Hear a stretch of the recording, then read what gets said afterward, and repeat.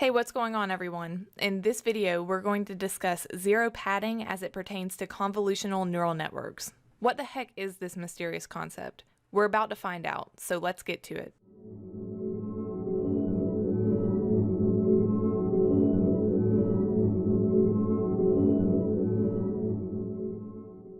We're going to start out by explaining the motivation for zero padding, and then we'll get into the details about what zero padding actually is.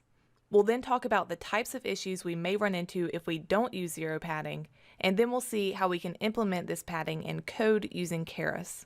We're going to be building on some of the ideas we previously discussed in our video on convolutional neural networks, so if you haven't seen that yet, go ahead and check it out, and then come back to watch this video once you've finished up there. Alright, so we've seen in our video on CNNs that when a filter convolves a given input, it then gives us an output. This output is a matrix of pixels with the values that were computed during the convolutions that occurred on our image. When this happens, the dimensions of our image are actually reduced.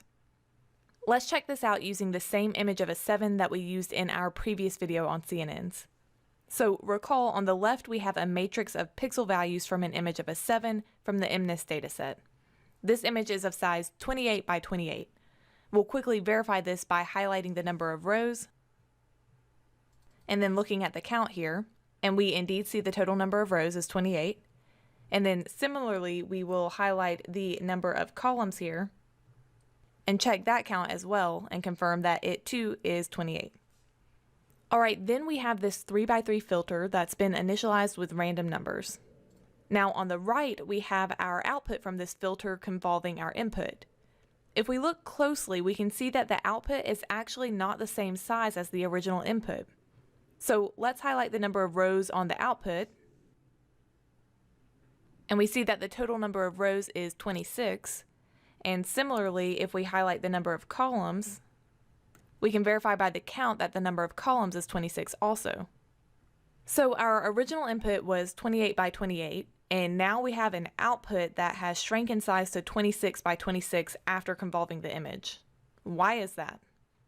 With our 28 by 28 image, our 3x3 filter can only fit into 26 by 26 possible positions, not all 28 by 28 of them. Given this, we get the resulting 26 by 26 output. This is due to what happens when we convolve the edges of our image. For ease of visualizing this, let's look at a smaller scale example.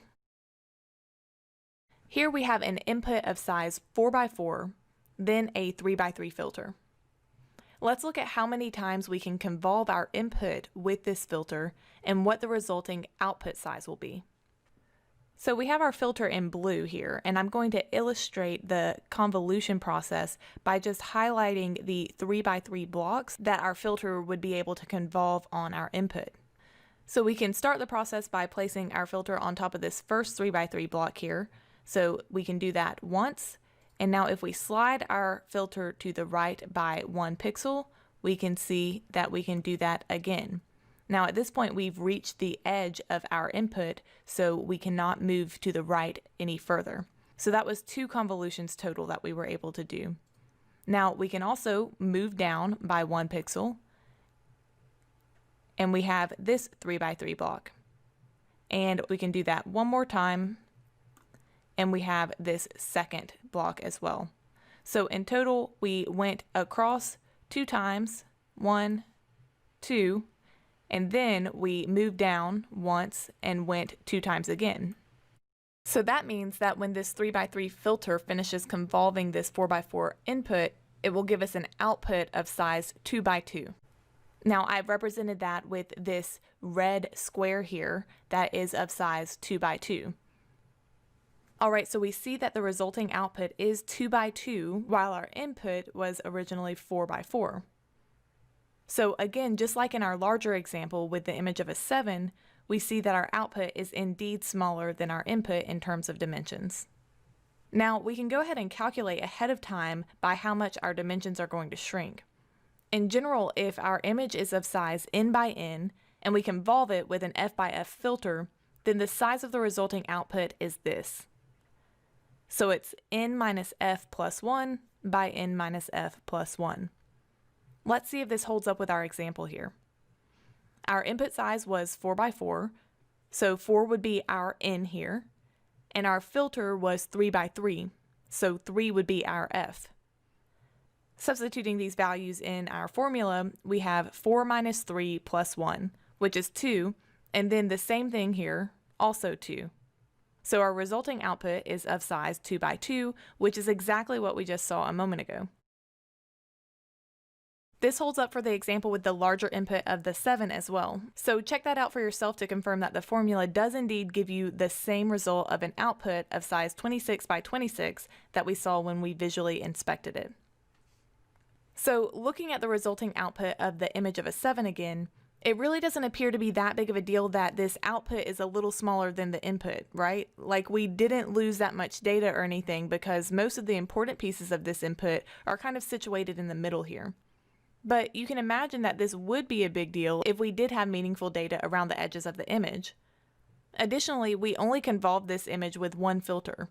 What happens as the original input passes through the network and gets convolved by more filters as it moves deeper and deeper? Well, what's going to happen is that the resulting output is going to continue to become smaller and smaller. This is a problem. If we start out with a relatively small image, for example, then just after a convolutional layer or two, the resulting output may become almost meaningless with how small it gets. Another issue is that we're losing valuable data by throwing away pieces of the information around the edges of the input, because the filter is not convolving those edges nearly as much as it's convolving the inner pieces of the input. So what can we do here? Well, this is where zero padding comes into play. Zero padding is a technique that allows us to preserve the original input size. This is something we can specify on a per convolutional layer basis. So with each convolutional layer, just as we define how many filters we want to have and the size of the filters, we can also specify whether or not to use padding. So we now know what issues zero padding combats against, but what actually is it? Zero padding occurs when we add a border of pixels all with value 0 around the edges of our input. This adds kind of a padding of zeros around the outside of the image, hence the name zero padding. Going back to our small example from earlier, if we pad our input with a border of 0 valued pixels, let's see what the resulting output size will be after convolving our input there. Alright, so we have the same original input here as we had last time. All I've done now is add this border of zeros around our input. We also still have the same 3 by 3 filter. So again, if we go through the process that we went through last time, I'm just going to highlight the 3 by 3 blocks that our filter would convolve on our image, and we're going to calculate the output size given this process. So if we start here, we're going to highlight the first 3 by 3 block, so that's 1. We're going to slide to the right by 1 and do it again, that's 2. Slide to the right again, 3. Slide to the right again, 4. So this time we were able to go 4 across, whereas last time, before we added zero padding, we were only able to go twice across. Then we can slide our filter down by 1, and we'll see that we can do 4 again. So we've got the first block here, the second, third, and fourth are going to follow suit just as they did 1 pixel higher. So we've gotten 2 layers down so far. We can then do that again a third time on this block of these 3 rows. And we'll do that again 1, 2, 3, 4 times. And finally, we can go down one more time. This is going to be our 4th time going down. We're going to be able to do that 1, 2, 3, 4 times as well. So in total, we were able to go across 4 times with our 3 by 3 filter. And then we were also able to go down 4 times with our 3 by 3 filter. That's going to give us an output shape this time of 4 by 4, and that's going to look like this. So with this, our output size, as we see, is 4 by 4, which is maintaining the original input size. Now, sometimes we may need to add more than a border that's only a single pixel thick around the input. Sometimes we may need to add something like a double border or a triple border of zeros to maintain the original size of the input. This is just going to depend on the size of the input itself and the size of the filters. The good thing is that most neural network APIs figure the size of the border out for you. So all you have to do is just specify whether or not you actually want to use padding in your convolutional layers. Now, there are two categories of padding. One is referred to by the name valid. This just means no padding. So if you specify valid padding, that means that your convolutional layer is not going to pad the input at all, and your input size will not be maintained. The other type of padding is called same. This means that we want to pad the original input before we convolve it so that the output is the same size as the input. So now let's jump over to Keras and see how this is done in code. Alright, so here in our Jupyter notebook, I have a completely arbitrary CNN that I defined here. It has a dense input layer, then 3 convolutional layers, followed by a dense output layer. Now I've specified that the input size for the data coming into the CNN is 20 by 20. We see that our first convolutional layer has a filter size of 3 by 3, which is specified in Keras with this kernel size parameter. Then the second convolutional layer specifies size 5 by 5, and the third 7 by 7. Now with this model, I'm specifying the parameter here called padding for each convolutional layer. I'm setting this parameter equal to the string valid. Remember from earlier that valid padding means no padding. This is actually the default for convolutional layers in Keras, so if you don't specify this parameter, it's going to default to valid padding. So since we're using valid padding here, we expect the dimension of our output from each of these convolutional layers to decrease. Well, let's check. If we look at a summary of this model, which I've printed out here, we can see the output shape of each layer. The first 2 integers here specify the dimension of the output in height and width. So starting with our first input layer, we see our output size is the original size of our input, this 20 by 20 here. Then once we get to the output of our first convolutional layer, the dimensions decrease to 18 by 18.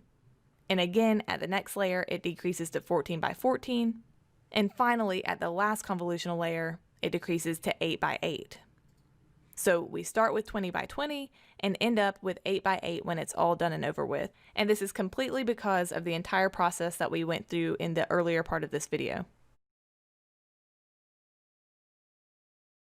On the contrary now, I've created this second model, and it's an exact replica of the first, except that here I've specified same padding for each convolutional layer. Recall from earlier that same padding means we want to pad the original input before we convolve it so that the output size is the same size as the input size. And by input, I'm meaning input for each individual layer. So let's look at the summary of this model. We can see again that we're starting out with our input size of 20 by 20 just as before, and if we look at the output shape for each of the convolutional layers now, we see that the layers do indeed maintain the original input size. All of them now show the output dimensions being 20 by 20. So at this point, I hope you've gained an understanding for what zero padding is, what it achieves when you add it to your CNN, and how you can specify padding in your own network using Keras. Let me know what you think in the comments below. Thanks for watching, and I'll see you next time.